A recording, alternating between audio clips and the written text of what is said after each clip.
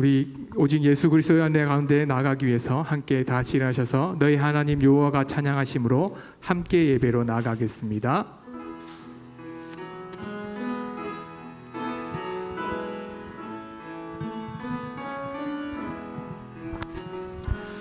나의 하나님 여호와가 너의 가운데 계시니 그는 구원을 베푸실 전능자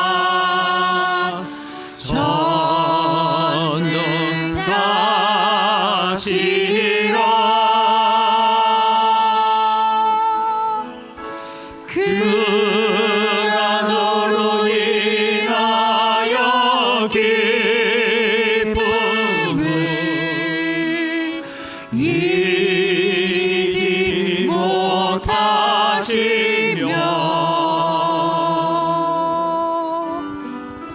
너를 잠잠히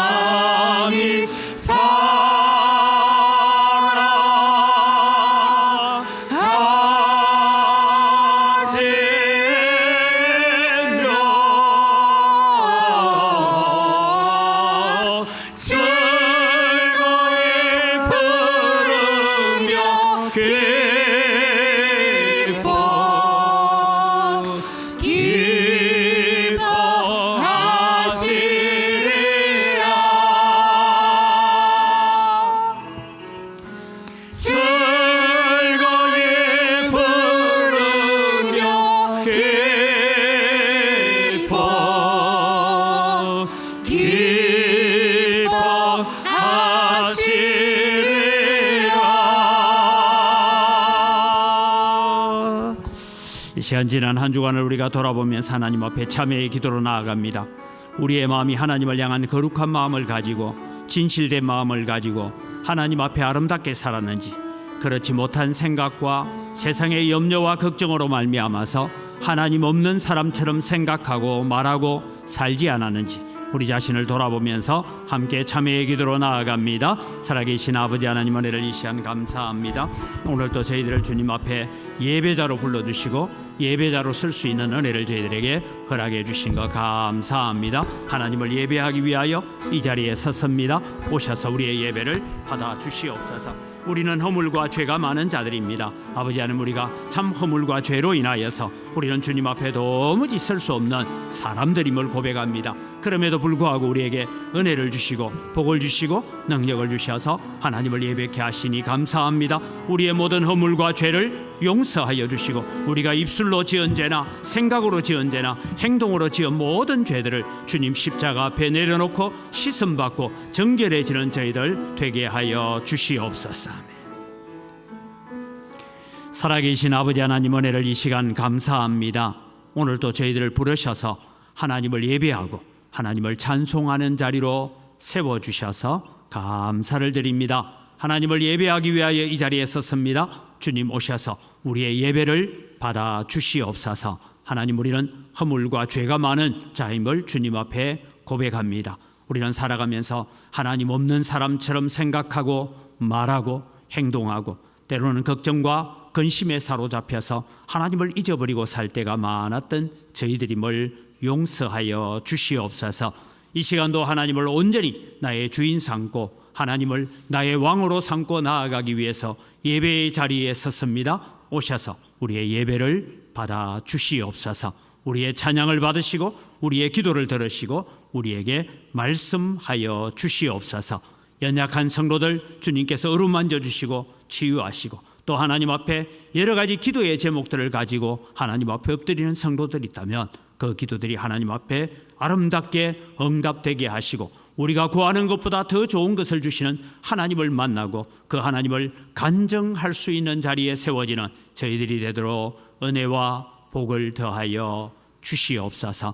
하나님 영광교회를 사랑하여 주시고 아버지 하나님 우리가 앞에 놓여있는 재건축 문제 여러 가지 문제가 우리 앞을 가로막고 있지만 스룹바벨을 도우신 하나님이 우리의 하나님이심을 믿습니다. 하나님 역사하여 주셔서 영광교회 앞길이 주님 앞에 아름다운 건축을 하고 이 건축을 통하여 세계 선교를 감당하는 교회로 거듭날 수 있도록 은혜와 복을 더하여 주시옵소서.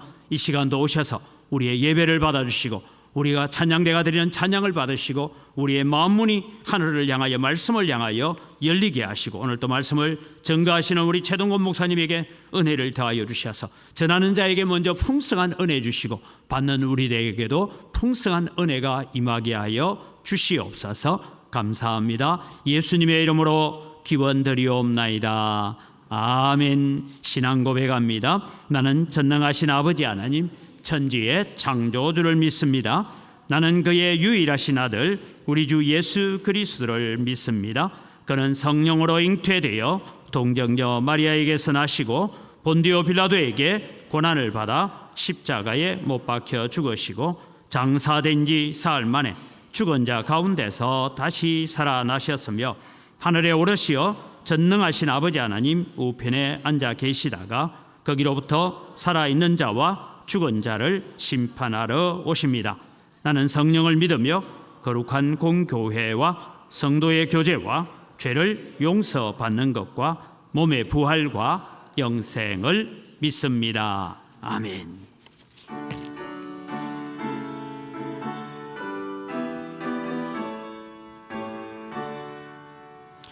하늘에 가득 찬 영광의 하나님 온 땅에 충만한 존귀하신 하나님 생명과 빛으로 지혜와 권능으로 언제나 우리를 지키시는 하나님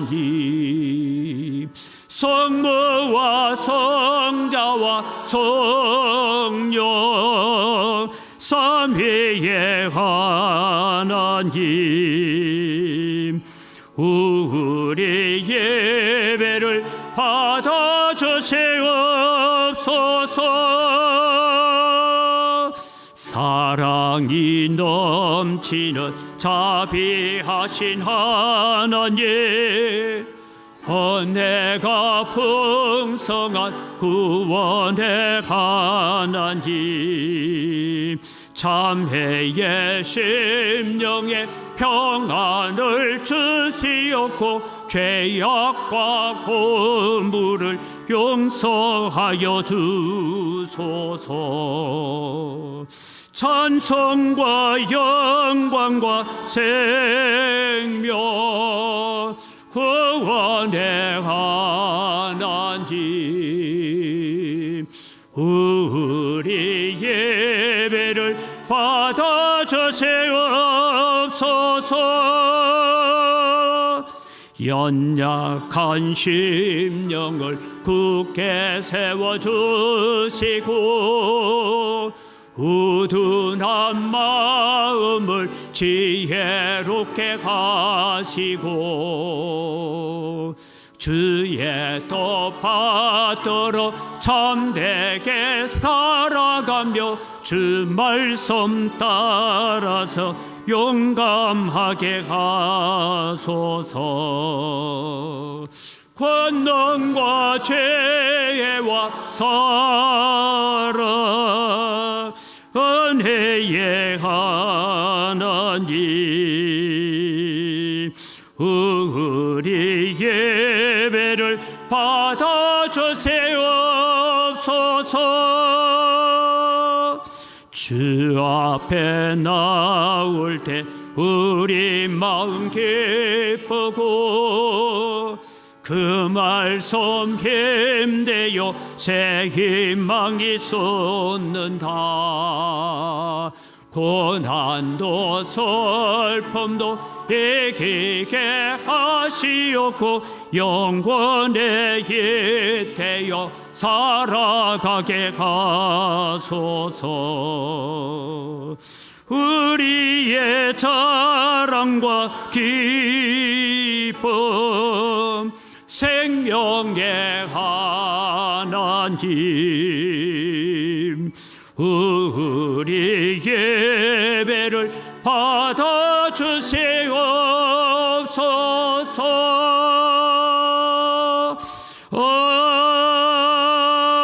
아멘.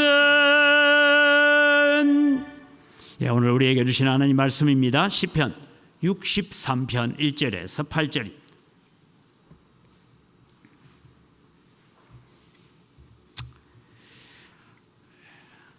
다윗이 유대 광야에 있을 때에 하나님이여 주는 나의 하나님이시라. 내가 간절히 주를 찾되 물이 없어 마르고 황폐한 땅에서 내 영혼이 주를 갈망하며 내 육체가 주를 앙모하나이다. 내가 주의 권능과 영광을 보기 위하여 이와 같이 성소에서 주를 바라보았나이다. 주의 인자하심이 생명보다 나으므로 내 입술이 주를 찬양할 것이라. 이러므로 나의 평생에 주를 송축하며 주의 이름으로 말미암아 나의 손을 들리이다. 골수와 기름진 것을 먹음과 같이 나의 영혼이 만족할 것이라. 나의 입이 기쁜 입술로 주를 찬송하되 내가 나의 침상에서 주를 기억하며 새벽에 주의 말씀을 작은 소리로 엎조릴 때에 하오리니 주는 나의 도움이 되셨음이라. 내가 주의 날개 그늘에서 즐겁게 부르리이다. 나의 영혼이 주를 가까이 따르니 주의 오른손이 나를 붙드시거니와. 계속해서 읽겠습니다. 나의 영혼을 찾아 멸하려 하는 그들은 땅 깊은 곳으로 들어가며 칼의 세력에 넘겨져 성냥의 먹이가 되리라. 왕은 하나님을 즐거워하리니 주께 맹세한 자마다 자랑할 것이나 거짓말하는 자의 입은 막히리로다. 아멘.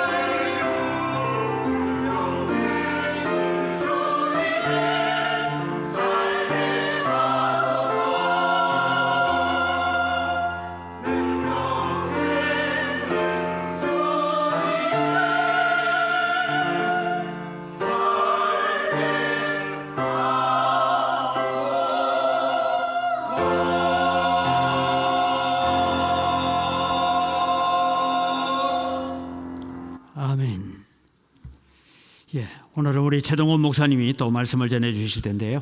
어제 제가 또 아들 결혼식을 치르다 보니까 처음 치루어보는 결혼식이어서 참 분주하기도 하고 바쁘기도 하고 또 여러분의 많은 사랑과 기도에 대해서 감사를 드립니다. 그래서 제가 미처 준비하고 예비할 시간이 없어서 우리 부목사님에게 미리 부탁을 해서 말씀을 증거해 달라고 했습니다. 그래서 오늘 이 시간에는 우리 목사님 나오셔서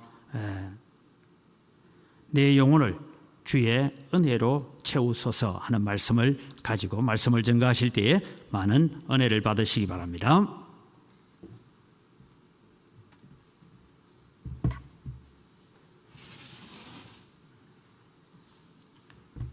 감사합니다. 오늘 말씀의 배경이 매우 중요합니다. 배경은 유다 광야라고 말하죠. 다윗은 광야에서 하나님을 찾기를 소망했습니다. 그가 찾기 원한 것은 다른 것이 아니라 하나님의 은혜가 그곳에 없는 것 같은 삶을 살고 있었기 때문이죠. 그는 압살롬으로부터 쫓겨나서 예루살렘으로 매우 멀리 떨어져 나갔습니다. 압살롬의 반란은 권력으로만 가진 것이 아니라 하나님의 은혜, 하나님의 송소마저도, 하나님의 말씀마저도 다윗을 내쫓은 것 같은 삶을 살고 있죠. 다윗이 이렇게 광야에 간 이유는 다른 것이 아닙니다. 그의 죄 때문이죠. 그의 죄로 말미암아서 그는 이런 시련을 겪고 있습니다. 광야라는 것이 그냥 목마르고 힘든 삶 이렇게도 볼 수 있겠지만 하나님의 은혜가 없음으로 말미암아서 겪는 삶의 모습이라고도 볼 수 있죠.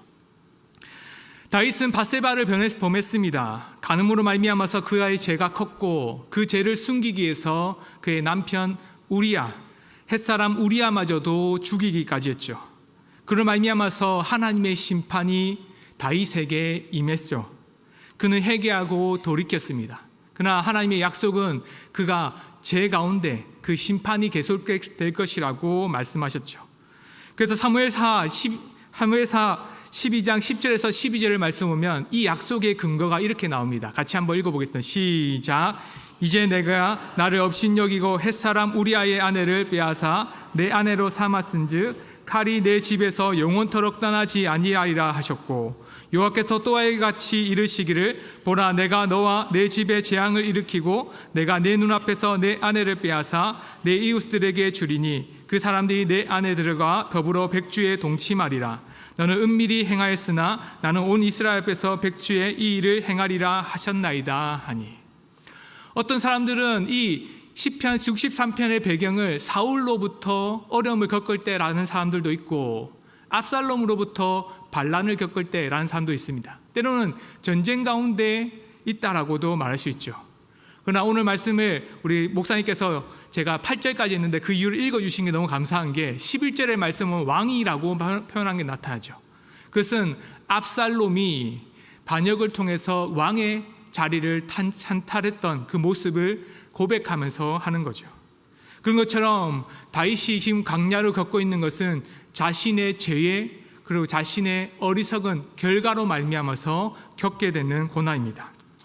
다윗은 이 반란으로 말미암아서 나단 선지자로부터 하나님의 약속을 받았고 칼이 내 집에서 영원토록 떠나지 않을 것이라는 그 말씀을 듣게 되었죠. 심판이 이제 시작되었습니다. 하나님의 심판이 다윗에게도 이스라엘에게도 내려지게 되었죠. 예루살렘 왕궁을 떠나서 광야로 가게 되었고 다윗은 그 내몰린 가운데 큰 고통을 겪게 되었죠. 그런데 다윗의 가장 큰 고통은 압살롬으로부터 죽는, 압살롬으로부터 받는 두려움과 위협보다 더 큰 고난이 있었죠. 그것은 바로 하나님과의 단절.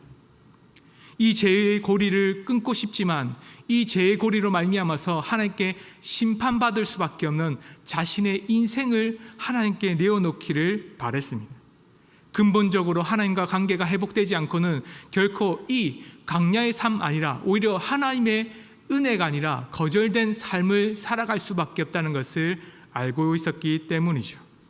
다윗이 직면한 이 거친 광야는 단순히 압살롬을 피하기 위한 공간이 아닙니다. 자신의 죄로 말미암아서 초래된 영적인 심판의 현장이었죠. 이 척박한 결핍 속에서 자신은 자기의 생명을 살리기보다 오히려 하나님께 더욱더 가까이 나아갔다는 결단을 하게 됩니다. 그래서 우리가 정말 알아야 될 것은 광야를 은혜로 채우지 않으면 결코 우리의 인생이 바뀌지 않는다는 것을 깨달아야 됩니다. 우리의 인생이 바뀌기 위해서는 먼저 이 광야 같은 인생, 하나님과 단절된 인생을 하나님과 함께 동행하면서 살아가야 되죠. 우리 같이 1절의 말씀을 같이 함께 보겠습니다. 하나님이여 주는 나의 하나님이시라. 내가 간절히 주를 찾되 물이 없고 마르고 황폐한 땅에서 내 영혼이 주를 갈망하며 내 육체가 주를 앙모하나이다. 물이 없고 마르고 공핍한 땅입니다. 광야는 살기가 힘든 곳이죠. 그런데 육체로 그렇지만 영적으로도 매우 고난과 어려움을 겪고 있다는 것을 우리는 이미 배경을 통해서 알게 됩니다. 다윗의 내면 상태는 매우 큰 고통을 겪고 있었죠. 마치 자기의 삶과 영혼이 죽을 것 같은 삶을 살게 됩니다. 그 현장 속에서 자신의 무능함과 재성, 그뿐만 아니라 하나님 앞에서 온전히 살지 못했던 자기의 인생을 돌아보면서 하나님께서 어떻게 하면 나에게 은혜를 베푸실까를 간구하기를 원했죠.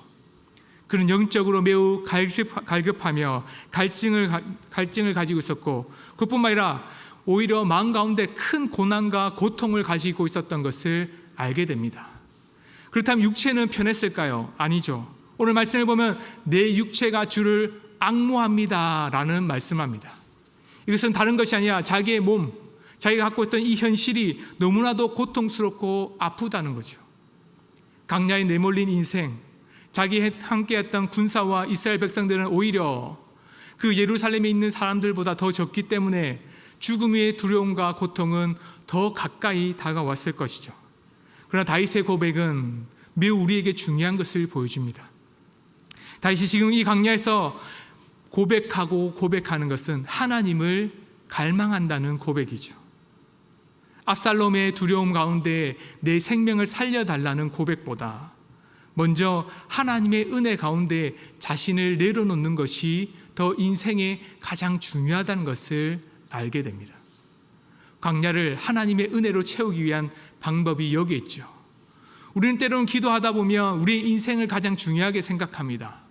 그뿐만 아니라 우리가 갖고 있는 물질, 우리가 갖고 있는 경제적인 상황, 그리고 인생의 모든 것이 더 중요하게 생각되죠. 그러나 다윗의 고백은 달랐습니다. 다윗의 고백은 자기의 인생의 목표보다 하나님과의 관계가 깨졌던 것이 더 중심이 되었죠. 마치 이것은 예수님께서 제자들을 향했던 그 말씀과 같습니다. 마태복음 10장 28절 말씀 보면 예수님께서 제자들을 향해서 하셨던 이 말씀이 있죠. 같이 함께 읽겠습니다. 몸은 죽어도 영혼은 능히 죽이지 못하는 자들 하지 말라. 아멘. 몸은 죽어도 영혼을 능히 죽이지 못한 자들을 두려워하지 말라. 예수님께서는 이 말씀을 하심으로 말미암아서 한 목숨을 살리는 것은 매우 중요하지만, 그러나 그 목숨보다 더 중요한 것은 하나님 앞에 자기의 영혼을 살리는 것이 더 중요하다라고 말씀하고 있죠. 다윗은 자신을 죽이는 원수가 언제 올지 몰라 고통과 어려움을 겪고 있죠. 자신의 인생 가운데 죄의 심판이 다가왔다는 것으로 말미암아서 자기의 목숨보다 더 두려운 것은 오히려 하나님의 심판이 가까이 오진 않을까라는 고난과 어려움들이 자신에게 절실히 다가옵니다. 우리의 고백이 이런 고백이 되기를 소망합니다.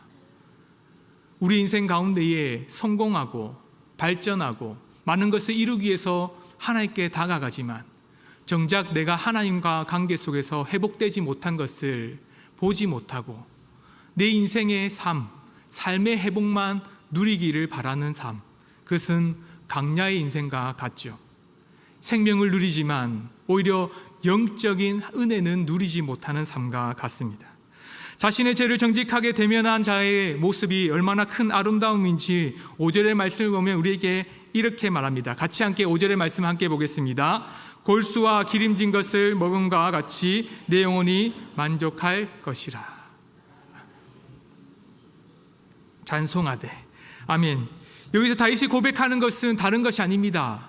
하나님과 은혜 가운데 하나님을 찾고 하나님을 의지하고 하나님께 가까이 간 자들에게 주시는 큰 은혜가 얼마나 큰지를 자신에게 고백하는 거죠. 그는 하나님과 단절된 인생이 곧 자기의 생명을 잃어버린 것보다 더 크다라고 고백했습니다. 그때 하나님을 찾고 하나님께 회개하고 돌이키고 이제는 하나님 없이는 단 하루도 살 수 없다는 것을 깨닫고는 이 강야에 홀로 있지 않겠다는 결단을 하죠. 그의 고백은 매우 크고 놀랍습니다. 그가 하나님 앞에서 자신의 정직, 죄, 모든 것을 하나님 앞에 내어놓고 오직 하나님의 은혜 가운데 머문 자들의 삶의 은혜가 이렇게 말하죠. 골수와 기름 진 것을 먹은 것 같이 내 영혼이 충만하고 은혜롭습니다 라고 말합니다. 다윗이 고백하는 이 골수와 기름 진 것은 음식이기도 하겠죠. 강야에게 꼭 필요한 음식일 겁니다. 그런데 이것은 우리에게 중요한 것을 잘 보여주죠. 배경에 대해서 조금 알면 이 말씀을 우리가 또 다르게 발견할 수 있습니다. 다윗은 압살롬으로부터 반란으로 말미암아서 고통 속에서 내보내졌습니다. 하나님의 심판이 다가왔죠. 죄의 결과로 말미암아서 자신이 죽음 가운데 있다는 것을 깨달았습니다. 그럼 그가 압살롬을 죽여달라는 고백이 아니라 오히려 내 영혼을 살려달라는 고백이 있다면 그것은 이 죄의 문제를 해결해 달라는 은혜의 고백이기도 하겠죠. 그런 것처럼 골수와 기름진 것은 하나님과 화해와 친교를 누리겠다는 고백입니다. 골수는 다른 것이 아닙니다. 기름이라는 것을 의미하죠. 레위기에 보면 하나님의 말씀 가운데 이것이 어떤 기름인지 이렇게 말합니다. 같이 7장 23절과 25절 말씀을 연결해서 같이 읽겠습니다. 너희는 소나 양이나 염소의 기름을 먹지 말 것이요 여호와께 화제로 드리는 제물의 기름을 먹는 자는 그 백성 중에서 끊어지리라. 골수라는 것이 우리가 감자뼈를 먹는 것처럼 안에 있는 골수이기도 하지만 기름이라는 의미입니다. 이 기름은 보통 사람들이 먹을 수 없는 거죠. 오직 하나님께 제사를 드릴 때 드리는 것이 바로 기름입니다. 그런 것처럼 다윗이 고백하는 것은 하나님의 은혜 가운데 화목제물로 그 죄사함을 받기 위해서 하나님께 나아간 자들이 오직 하나님께 드리는 제물처럼 오직 하나님이 받으실 것을 나도 함께 먹고 마시며 이 죄사함의 은혜를 누린다라고 고백하는 겁니다. 그뿐만 아닙니다. 기름진 것도 그렇죠. 기름진 것 역시도 하나님의 은혜 가운데 시편 20편 3절의 말씀을 보면 우리에게 이렇게 말합니다. 내 모든 소재를 기억하시며 내 번제를 받아주시기를 원하노라. 말 그대로 기름지게 여긴 것을 하나님께서 받아주시기를 바란다는 의미입니다. 다윗의 고백은 지금 쫓겨난 이 강야 속에서 오직 하나님과 은혜가 회복되기를 소망하면서 나아갑니다. 가장 거룩한 하나님의 목마저 하나님께 드려야 될 참된 화목제물의 그 은혜마저도 하나님께서는 자신에게 다시 돌려주심으로 말미암아서 이제 하나님과 관계가 완전히 회복될 것을 고백하며 나아가는 거죠. 거룩하지 않는 자는 먹을 수 없는 거죠. 오직 하나님만 먹을 수 있는 참된 골수와 기름진 것을 오히려 다윗은 하나님의 거룩함, 하나님의 은혜 가운데 머물면서 그것을 먹고 마심으로 회복할 수 있다라고 고백합니다. 회개의 제사, 하나님의 은혜가 없이는 강야를 결코 하나님의 땅으로 만들 수 없습니다. 우리는 인생을 살아가면서 자신의 인생을 어떻게 하면 더 좋게 만들어갈 것인가를 먼저 고백하죠. 어떻게 하면 이 상황, 이 고난의 시기를 빠르게 지나갈 거라고 고백합니다. 그때 다윗의 고백은 우리에게 가장 중요한 것을 보여주죠. 너의 인생에 회복되고 너의 삶이 하나님의 은혜 가운데에 많은 것을 누린다 할지라도 하나님과의 은혜 가운데 머물지 못하면 그곳은 여전히 강야라고 말씀하십니다. 다윗에게 있어서 골수와 기름진 것은 오직 하나님께서 주시는 참된 은혜인 거죠. 그래서 3절의 말씀을 보면 그가 이렇게 고백하죠. 주의 인자하심이 나의 생명을 얻는 것보다 더 좋습니다 라고 고백하는 것이죠. 자기의 생명, 자기의 목숨, 자기의 권력, 자기의 능력, 자기의 왕의 자리를 다시 얻는 것보다 오히려 하나님의 은혜 가운데 그의 인자하심과 긍휼을 받기를 바라며 나아갑니다. 우리가 이런 삶을 살아갑시다. 우리가 먼저 고백할 때 내가 하나님의 은혜 가운데 머물러 있지 않는지, 때로는 하나님의 은혜 가운데 벗어나고 있지는 않는지, 내가 하고 있는 모든 일들이 오히려 나를 위한 인생의 목표가 아닌지를 돌아봅시다. 오직 하나님의 뜻이 아님에도 불구하고 나의 열심으로만 달려왔던 내 인생, 오직 하나님의 은혜가 없음에도 불구하고 강야를 어떻게 하면 척박한 땅을 기름진 땅으로 바꾸고 싶었던 나의 열심과 노력이 헛되게 넘어지지는 않았는지, 오히려 다윗은 자신의 상한 심령을 하나님께 내어놓으면서 하나님의 용서와 하나님의 은혜를 경험하면서 나아가죠. 우리가 누려야 될 것은 여기 있습니다. 오늘 우리가 누려야 될 것은 오직 예수 그리스도께서 우리를 은혜로 구원해 주시고 하나님의 사랑으로 우리를 덮어주셨던 그 놀라운 희생제물, 희생제사를 기억하면서 살아갑시다. 하나님의 어린 양이신 그 예수 그리스도께서 우리를 위해서 이 땅에 화목제물로 오셔서는 우리를 죄 가운데 두지 않고 하나님의 백성으로 불러셨다는 그 은혜, 그것으로 만족하지 않으면 내 영혼은 어떤 것으로도 채워지지 않습니다. 예수님으로 만족합시다. 예수님이 없이는 우리의 인생의 성공은 아무런 의미 없다는 것을 고백할 뿐만 아니라 예수님이 내 안에 계시다는 그 하나만으로도 나의 목표보다 더 중요한 하나님과의 관계가 회복됐다는 것을 만족하며 기뻐하며 살아가는 우리 영광교회 성도님 되시기를 소망합니다. 강야를 하나님의 은혜 가운데 머물기 위해서는 강야가 안식처로 만들어야 됩니다. 강야는 삶에 살아가는 모든 것이 없는 곳입니다. 그러나 그럼에도 불구하고 하나님의 은혜 가운데에 있다면 그 강야를 안식처로 만들어갈 수 있죠. 다윗의 고백은 다른 것이 아닙니다. 원수의 칼날보다 목마르 있는 그 삶보다 더 중요한 것은 오히려 나의 배를 채우시고 나의 은혜를 채우셨던 하나님이 이 절망 속에서도 나를 참된 평안과 안식을 주실 것이라는 고백에서 나오죠. 2절의 말씀을 같이 함께 보겠습니다. 내가 주의 권능과 영광을 보기 위하여 이와 같이 성소에서 주를 바라보았나이다. 다시 한번 고백할까요? 내가 주의 권능과 영광을 보기 위하여 이와 같이 성소에서 주를 바라보았나이다. 그가 성소를 바라보았다고 말합니다. 상상으로 보았겠죠. 마치 눈에 보이는 것처럼 보는 것뿐만 아니라 그냥 상상으로 하나님의 성소가 있는 것처럼 볼 것입니다. 그런데 오늘 말씀에서는 더 중요한 것을 보여주죠. 그가 본 것은 주의 권능과 영광을 보았다라고 말합니다. 그는 주의 권능과 영광을 갈망하면서 하나님 앞에 나아가기를 소망했죠. 그가 갈망한 것은 자기의 인생 가운데에 하나님께서 나에게 생명을 주시는 것보다 더 중요한 것, 하나님의 삶 가운데 내가 그곳에 머물기를 바라는 마음이죠. 참된 안식과 참된 은혜가 있는 곳이죠. 그것이 가장 안전한 곳, 바로 성소요 지성소입니다. 그가 바라보았던 것은 다른 것이 아니라 하나님이 머물고 임재하시는 지성소, 특히 주의 권능과 영광이 머물러 있는 법궤 언약궤를 바라보고 있죠. 다윗이 성소를 그리한 이유는 화려한 것을 바라보기 위해서 다시 회복된 예루살렘에 돌아가기 위해서도 아닙니다. 오히려 그가 바라고 바랐던 것은 법궤 위에 계신 하나님을 바라보기 위해서죠. 하나님께서 나에게 은혜를 베푸시고 그 권능으로 임재하셔서는 하나님의 백성들을 끝까지 붙드셨던 그 은혜를 사모하면서 나아가는 거죠. 그래서 그가 고백한 것이 다른 것이 아니라 주의 권능과 영광이 있는 그 성소를 바라봅니다라고 고백합니다. 그 성소 안에 있던 것이 다른 것이 아니라 법궤 곧 언약궤죠. 그 언약궤의 모양은 이렇습니다. 같이 한번 볼까요? 한번 보여주시겠습니까? 언약궤의 모습을 보면 그 언약궤 위에 그룹들이 있고 날개로 말미암아서 덮고 있습니다. 그곳에 하나님께서 임재하셔서는 그곳이 하나님의 발등상이 되어서는 하나님의 임재가 머무는 곳이 되죠. 그 법궤에 덮고 있던 그룹의 날개를 바라보면서 하나님의 보호하심과 하나님의 은혜가 이곳에 이 강야를 평안한 안식처로 바꿔주시기를 바라는 마음에서 그가 고백합니다. 그가 바라본 것은 다른 게 아닙니다. 선지자가 하나님의 회의에 머물러서 하나님을 경험하고 체험하는 것처럼 하나님을 깊이 묵상하고 그가 우리에게 주셨던 은혜가 얼마나 큰지를 보는 거죠.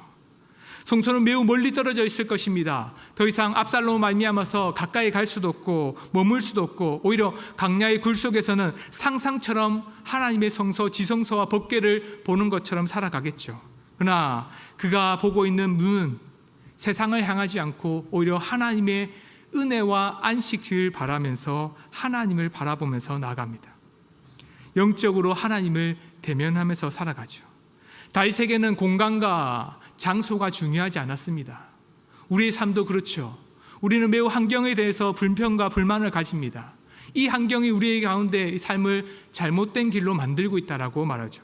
다윗은 그런 환경을 탓하지 않았습니다. 오히려 그 광야와 같은 어리석었던 자기의 죄로 말미암아서 그 궁핍한 땅을 오히려 하나님의 땅으로 만들고 싶은 것이 다윗의 고백이었죠. 다윗에게는 그 공간과 신분마저도 초월할 수 있는 은혜와 말씀 가운데 머물기를 원했습니다. 그래서 주를 기억하고 주를 묵상하면서 하나님께 나아갔던 거죠. 다윗은 광야에서 메마른 땅에서 갖고 있었던 그 광야, 과거의 성소를 바라본 것이 아니었습니다. 오히려 지금 현재 하나님의 땅 가운데 이 땅을 하나님의 성소가 되기 원했고 하나님께서 머무시는 곳이 되기를 바라면서 하나님께 고백하는 거죠. 과거에 있었던 옛 성소의 모양, 옛 하나님이 머물렀던 그 언약궤가 아니라 지금 여기 이곳이 하나님이 머무는 법궤, 언약궤와 성소가 되기를 바라는 고백입니다. 그는 밤중에서도 그 침상 속에서도 하나님께 읊조리면서 고백합니다. 여기가 하나님의 참된 안식처가 되기를 소망합니다. 하나님의 거룩한 은혜 가운데 이곳이 광야가 아니라 하나님이 머무는 성소, 지성소가 되기를 소망합니다. 모든 원수가 와도 하나님의 그룹으로 나를 보호하듯이 하나님의 교회, 하나님의 백성들을 보호하고 인도해 달라는 고백을 하죠. 그의 삶의 가장 중요한 것은 하나님을 기억하는 겁니다. 하나님께서 나에게 찾아오셔서 그 말씀 가운데에 옛날의 하나님이 아니라 지금도 나와 함께 하시는 하나님을 고백하는 거죠. 그의 삶의 가운데 변화된 삶은 다른 것이 아닙니다. 우리에게 중요한 것을 보여주죠. 우리는 환경을 바꾸고 싶어서 열심히 달려갑니다. 노력합니다. 그러나 하나님이 머무는 인생이란 것을 고백하지 못하죠. 환경을 탓하고 때로는 마음 가운데 원망과 불평으로 말미암아서 어떻게 해서든지 이곳을 벗어나고 싶은 것이 자기의 본인의 마음이기도 하죠. 그러나 더 중요한 것은 하나님이 지금도 나와 함께 하시냐라는 것이 더 중요합니다. 다윗은 광야를 참된 안식처로 바꾸고 싶어서 하나님께 더욱더 가까이 나아가고 싶었습니다. 그러기 위해서 그가 했던 것이 바로 하나님을 기억하고 묵상하는 거죠. 묵상이 진짜 중요합니다. 우리가 새벽 기도를 하고 하나님께 나와서 말씀을 듣고 그 말씀 가운데 읊조리듯이 그 말씀을 반복해서 되새기고 그 말씀을 되새긴 것에 끝나지 않고 우리 입술을 찬양으로 하나님께 고백하는 삶, 그 삶은 단순히 내가 그냥 하나님을 고백하는 것이 아니라 내가 머무는 곳이 곧 하나님이 머무는 곳으로 바꾸는 능력이죠. 이로 인해서 다윗은 대적들이 사방에서 자신을 에워싸고 있을지라도 하나님의 보좌가 있는 하나님의 땅이 이곳이기 때문에 오히려 하나님의 은혜가 머무는 곳을 고백하는 거죠. 그래서 7절의 말씀을 보면 우리에게 이렇게 말합니다. 같이 함께 7절의 말씀을 같이 함께 보겠습니다. 주는 나의 도움이 되셨습니다. 내가 주의 날개 그늘에서 즐겁게 부르리다. 다윗이 고백하는 것이 여기 있습니다. 이 광야를 하나님의 은혜 가운데에 하나님의 성소로 바꾸고 하나님이 머무시는 그 언약궤로 바꾸고 그리고 하나님께서 임재하시는 하나님의 장소로 바꿀 때 우리가 겪고 있는 이 고난과 환난은 참된 하나님의 안식처가 될 것이라고 믿는 거죠. 나의 도움이 하나님께 있으니 이곳이 하나님의 참된 성소가 되게 해달라는 고백입니다. 그 고백이 무엇입니까? 읊조리고 묵상하는 거죠. 우리 흔히 묵상이란 것은 조용히 잠잠히 있는 것이라고 생각합니다. 그러나 묵상하다는 것은 더 중요한 것을 보여주죠. 작은 소리로 중얼거리고 속삭이는 것을 말합니다. 말 그대로 내 입술에 하나님의 말씀과 하나님의 은혜를 떠나지 않겠다는 전적인 고백이죠. 다윗은 밤중에서도 그렇게 고백할 것입니다. 밤에 언제든지 압살롬의 군대가 쳐들어올 수도 있고 새벽이 와도 그 밝은 날 언제든지 자신의 목숨이 빼앗길 수밖에 없는 현실 속에 있다는 것을 알죠. 압살롬의 그 반역이 아니더라도 하나님의 심판으로 말미암아 자신을 죽을 수밖에 없는 현실 속에 있다는 것도 알기 때문입니다. 그러니 그는 하나님을 놓칠 수 없었습니다. 밤새 고백했겠죠.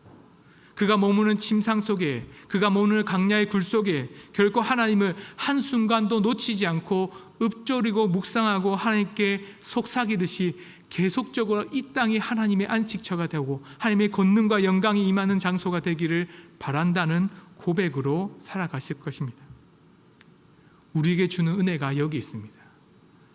우리가 겪고 있는 광야를 바꾸고 싶습니까? 우리가 살아가고 있는 인생을 바꾸고 싶습니까? 그렇다면 묵상하십시오. 하나님이 거하는 그곳이 원망의 장소가 아니라 하나님이 머무는 장소가 되기 위해서 말씀을 통해서 고백하고 우리 인생을 바꿔달라고 고백합시다. 그뿐만 아니라 하나님이 주신 은혜 가운데 하나님이 행하셨던 놀라운 은혜가 얼마나 큰지를 주의 인자심으로 붙드시는 그 은혜가 우리 가운데 얼마나 놀라운지를 고백할 때 우리의 삶이 강야가 아니라 참된 안식처로 바뀌게 되죠. 우리가 갖고 있는 참된 안식 가운데 주를 읊조리고 묵상하며 하나님을 찾을 때 하나님이 결코 우리를 놓지 않으십니다. 우리가 머무는 그곳을 참된 은혜의 자리로 하나님께서는 친히 바꿔주실 것입니다. 그러니 우리가 해야 될 것은 또 있죠. 강야 가운데서 주와 함께 동행하면서 살아가야 합니다. 우리의 안식을 누리는 것으로 끝난다면 우리의 인생이 가장 좋은 평안한 길이 되겠죠. 그러나 더 중요한 것은 강야에서 주와 함께 동행하는 인생이 더 필요합니다. 다윗은 주의 날개 그늘 아래서 하나님의 안식을 누리기를 원했습니다. 하지만 그 자리는 여전히 고난과 고통이 있는 곳이었죠. 하나님 품 안에 있다 할지라도 평안이라는 것이 당장 닥쳐온 것은 아니었습니다. 그러나 그가 정말 고백하고 싶었던 것은 더 깊이 하나님께 나아가기를 원했습니다. 하나님의 내 가운데 더 하나님을 만나고 하나님께 나아가기를 원했죠. 그래서 4절의 말씀을 보면 우리에게 이렇게 말합니다. 같이 함께 읽겠습니다. 이름으로 나의 평생의 주를 송축하며 주의 이름으로 말미암아 나의 손을 들리라. 송축한다는 것은 찬양도 있겠지만 더 중요한 것은 자기의 전생을 하나님께 드린다는 의미입니다. 특별히 손을 들여서 하나님께 기도하고 하나님께 나아가는 거죠. 하나님의 구원을 기뻐하고 안식된 것을 고백할 뿐만 아니라 이제는 내 인생 모든 삶을 하나님과 함께 하겠다는 고백입니다. 우리는 기도에 응답되면 때로는 내 인생이 조금 펴면 하나님을 찾다가 이제는 내 인생의 즐거움으로 살아가게 되죠. 다윗은 다릅니다. 다윗의 고백은 하나님을 찾고 의지하고 그것이 광야에서 안식처로 변했다 해서 그것으로 끝나지 않았죠. 오히려 내 인생 전체를 하나님께 내 모든 것을 드리겠다는 고백으로 나아갑니다. 손을 들으면서 기도하는 거죠. 우리도 기도할 때 손을 들지 않습니까? 그러나 그 기도하는 것의 의미를 우리는 잘 모릅니다. 손을 든다는 것은 이 손이 빈손이라는 것을 의미합니다. 우리의 손 가운데 아무것도 들지 않는다는 거죠. 다윗은 압살롬의 전쟁 가운데에 무기를 들어야 될 때 무기를 들지 않고 빈손으로 하나님께 나아갑니다. 텅 빈 손바닥을 내밀면서 자신이 하나님의 은혜와 축복이 아니면 결코 살아갈 수 없다는 인생이란 것을 고백하는 거죠.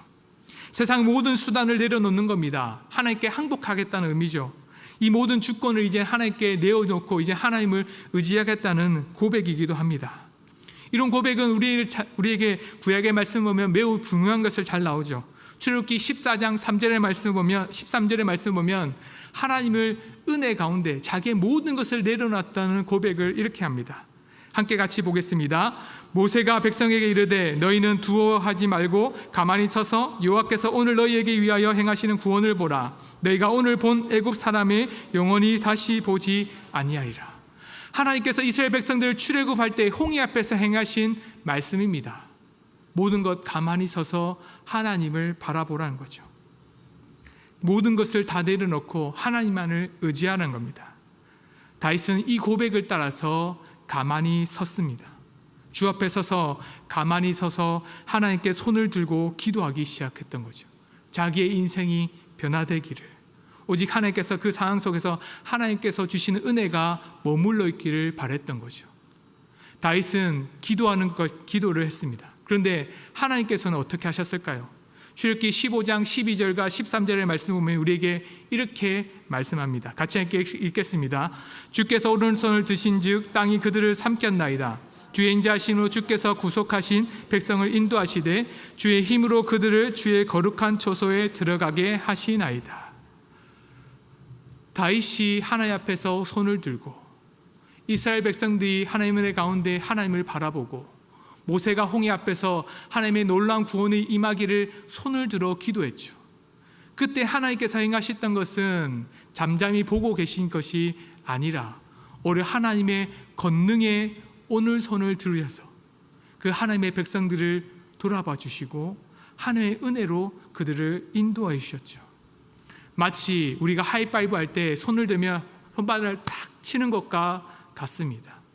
믿음의 백성들이 손을 들고 기도하면 하나님께서는 그냥 가만히 계시지 않고 하나님의 권능의 오른손을 그 손을 만지시면서 그 기도에 응답하시는 거죠.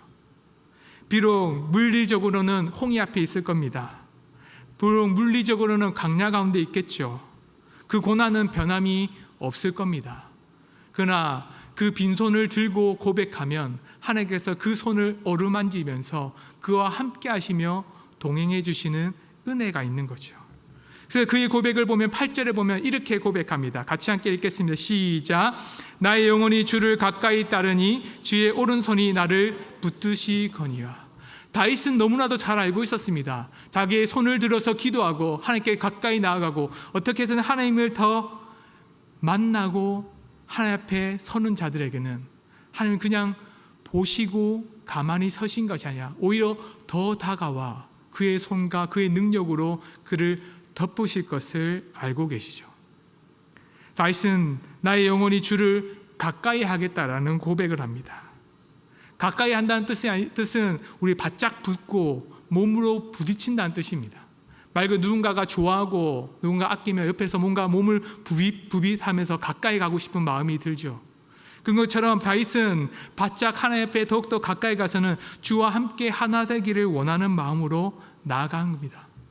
그때 하나님께서는 우리를 보시면서 가까이 오는 우리를 내몰아치지 않고 그를 더욱더 품에 품으시면서 그 오는 손으로 그를 덮으시는 거죠. 광야를 우리의 인생 가운데에 참된 은혜의 안식처로 바꾸고 싶습니까? 때로는 우리의 안식처뿐만 아니라 우리의 인생을 전적으로 바꾸고 싶습니까?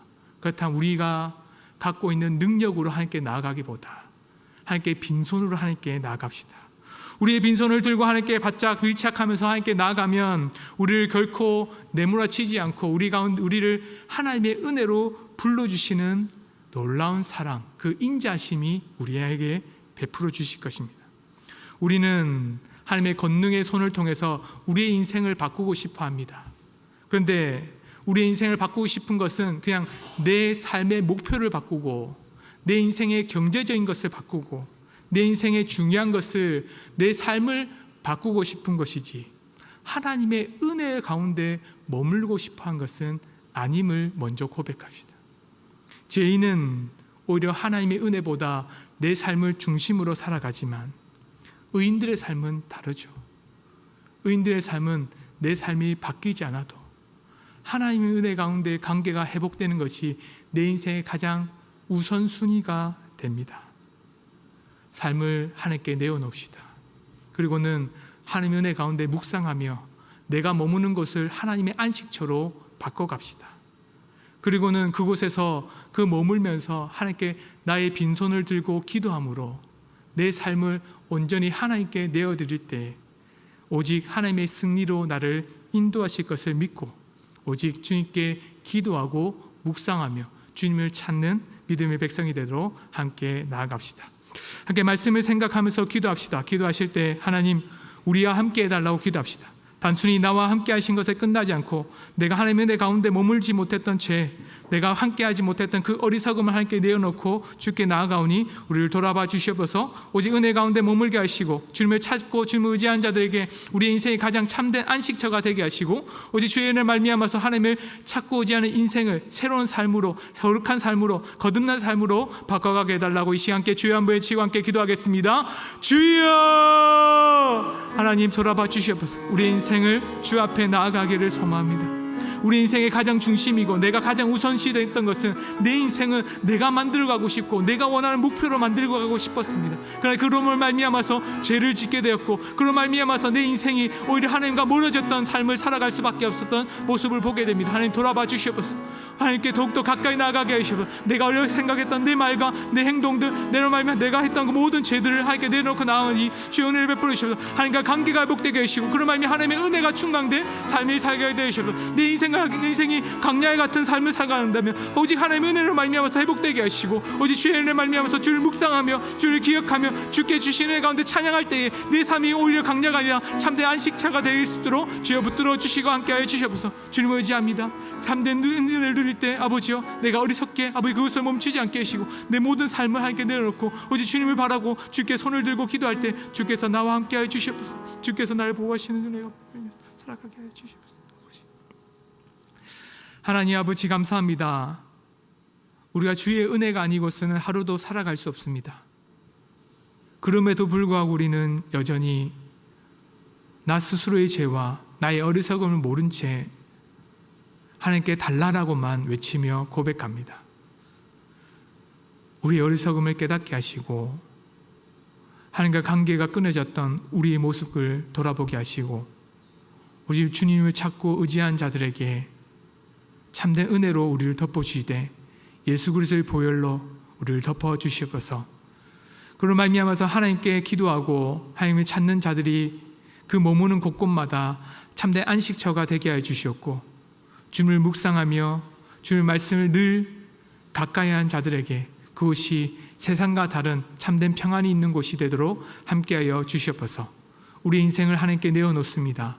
그러니 하나님 함께하여 주시옵소서. 우리의 손을 잡으시고 우리의 삶 인생을 인도하여 주시고 주님을 붙드는 자들을 통해서 하나님께서 은혜와 그 영광을 비춰주실 것을 소망하며 주 앞에 나아갈 수 있도록 함께하여 주시옵소서. 감사합니다. 예수님의 이름으로 기도드립니다. 아멘.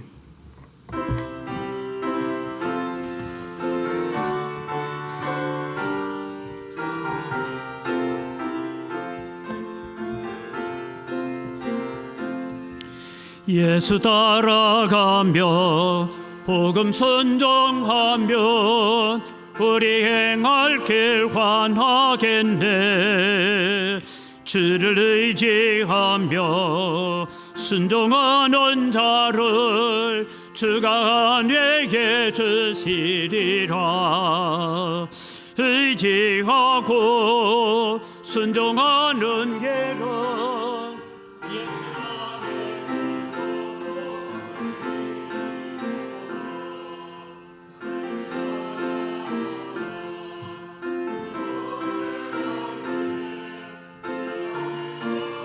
주시겠네. 주를 의지하며 순종하는 자를 주가 안위에 주시리라. 의지하고 순종하는 길은 예수 안에 즐겁고 복된 길이로다. 남의 짐을 지고 슬픔 외로워하면 주가 상급을 주시겠네. 주를 의지하며 순종하는 자를 항상 복 내려주시리라. 의지하고 순종하는 길은 예수 안에 깊고 복된 길이로다. 우리 받은 것을 주께 다 드리며 우리 기쁨이 넘치겠네. 주를 의지하며 순종하는 자를 은혜 풍성케 하시리라. 의지하고 순종하는 길은 예수 안에 즐겁고 복된 길이로다. 주를 힘입어서 말씀 잘 배우고 주를 모시고 살아가세.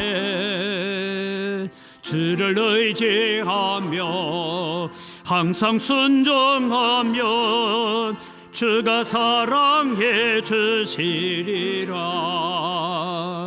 의지하고 순종하는 길은 예수 안에 즐겁고 복된 길이로다.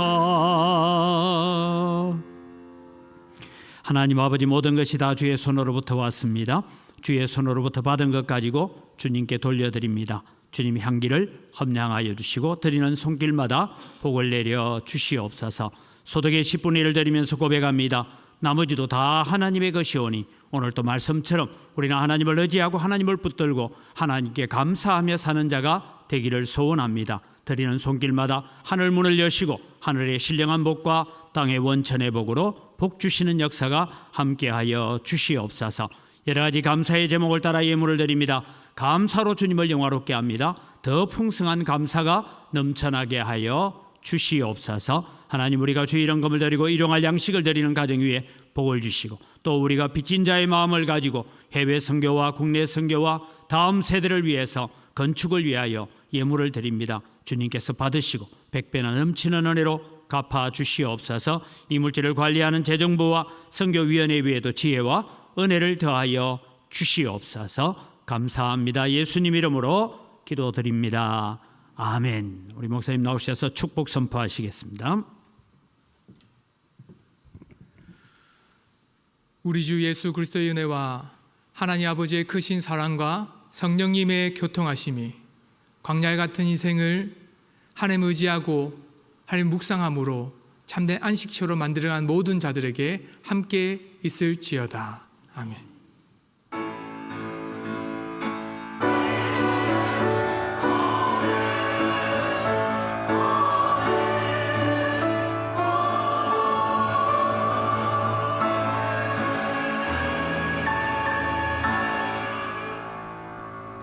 예, 우리 옆 사람 인사합니다. 감사합니다. 사랑합니다. 예, 주보를 보시고 교회 소식을 전합니다. 예배 후에 당회가 있습니다. 또 재개발 재건축 우리 대책을 세워가야 되는데 아마 조합 쪽에서 우리 공탁금에 대해서 가압류를 풀어달라 했더니만은 끝까지 재판하자라고 해서 그렇게 또 본안 소송을 제기해 온 것 같습니다. 지난번 공동회에 일어났던 일들처럼 이제 이 일들을 위해서 우리가 대책을 하고 또 여러 가지 일들을 하는데 재정적인 필요를 위해서 헌신해 주시기를 바랍니다. 오늘 식사 제공은 이동춘 집사님, 정순남 집사님 가정에서 손녀딸 대학 입시 감사로 드립니다. 나가실 때에 떡과 또 두유가 준비되었습니다. 저희 가정에 또 귀한 자녀 결혼을 위해서 감사해서 떡을 준비했습니다. 꼭 받아가시기를 바랍니다. 교회 청소는 109구역이 담당해 주시기 바랍니다. 다 같이 자리에 일어나셔서 우리 함께 오늘 말씀처럼 광야의 길이지만 우리가 하나님을 의지하고 하나님을 찬송하고 걸어갑시다. 함께 축복합니다.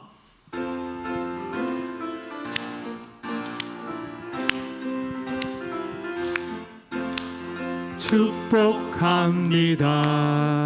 주님의 이름으로 축복합니다. 주님의 사랑으로 이곳에 모인 주의 거룩한 자녀에게 주님의 기쁨과 주님의 사랑이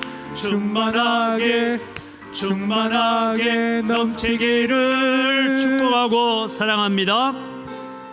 God bless you. God bless you. 축복합니다. 주님의 사랑